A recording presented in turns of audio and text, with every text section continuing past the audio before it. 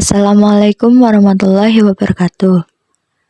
Halo teman-teman, perkenalkan nama saya Nailul Muna Listianto, NIM 19172011102, kelas 5 Ekonomi Syariah F, mahasiswa UIN Syaifuddin Zuhri, Purwokerto. Di sini saya akan menjelaskan mengenai teori permintaan, penawaran, dan keseimbangan pasar. Silakan teman-teman untuk menyimak video yang akan saya jelaskan. Yang pertama, mengenai teori permintaan. Teori permintaan menerangkan tentang ciri hubungan antara jumlah permintaan dan harga. Permintaan adalah suatu proses untuk meminta sesuatu atau barang dalam jumlah tertentu yang akan dibeli atau diminta dengan suatu barang tertentu. Permintaan berhubungan erat dengan keinginan konsumen terhadap suatu barang atau jasa yang akan dipenuhi. Yang kedua, mengenai kurva permintaan. Kurva permintaan adalah suatu kurva yang menggambarkan sifat hubungan antara harga suatu barang tertentu dengan jumlah barang tersebut yang diminta para pembeli. Kurva permintaan mempunyai kemiringan negatif. Berarti kurva menurun dari kiri atas ke kanan bawah dan menunjukkan harga barang dengan permintaan berbanding terbalik. Ini adalah salah satu contoh dari kurva permintaan suatu barang. Yang ketiga, mengenai teori penawaran. Teori penawaran terutama menumpukan perhatiannya kepada hubungan di antara tingkat harga dengan jumlah barang yang ditawarkan.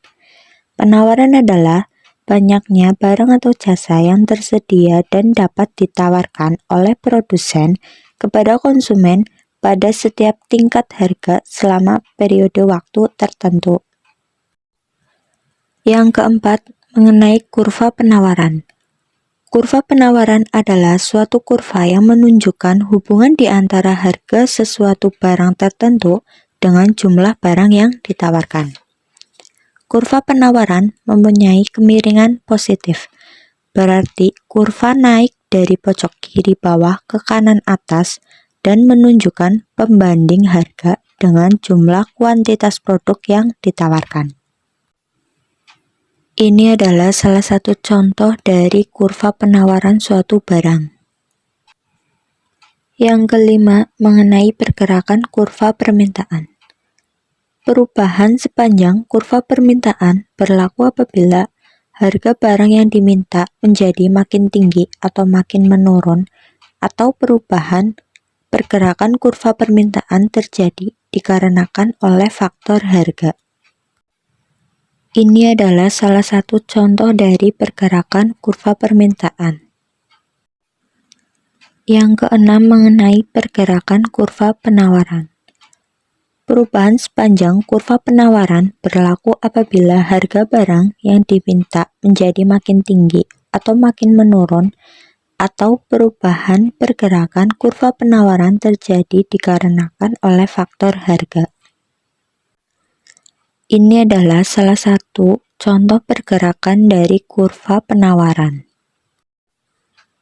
Yang ketujuh, mengenai pergeseran kurva permintaan.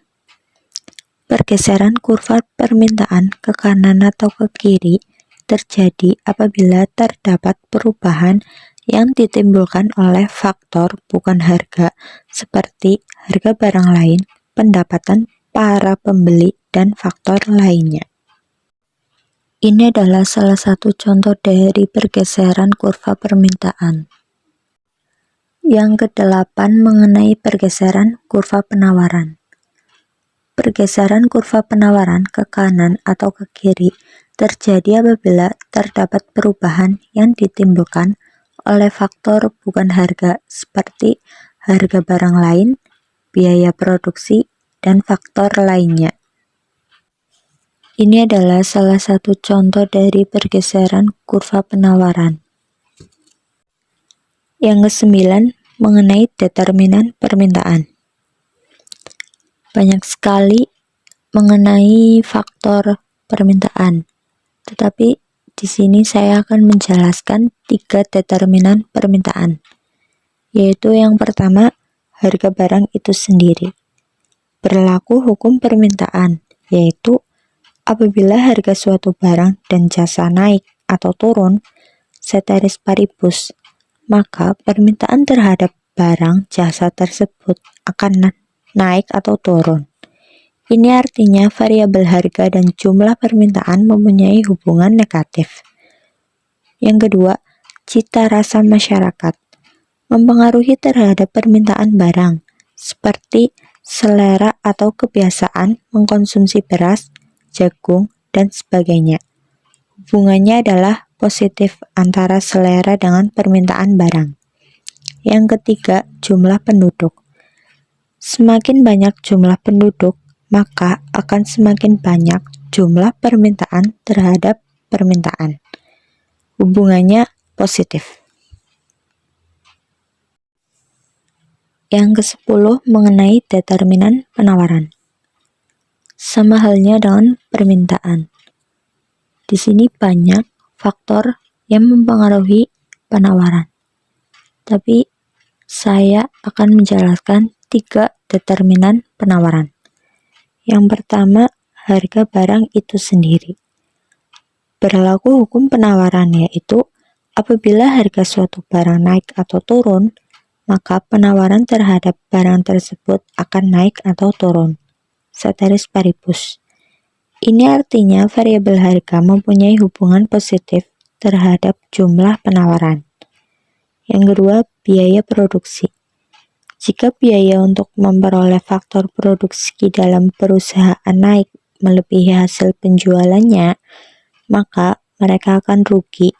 Jadi hal ini akan mempengaruhi jumlah penawaran barang menjadi berkurang. Yang ketiga, tujuan operasi perusahaan. Jumlah penawaran tergantung dari tujuan perusahaan.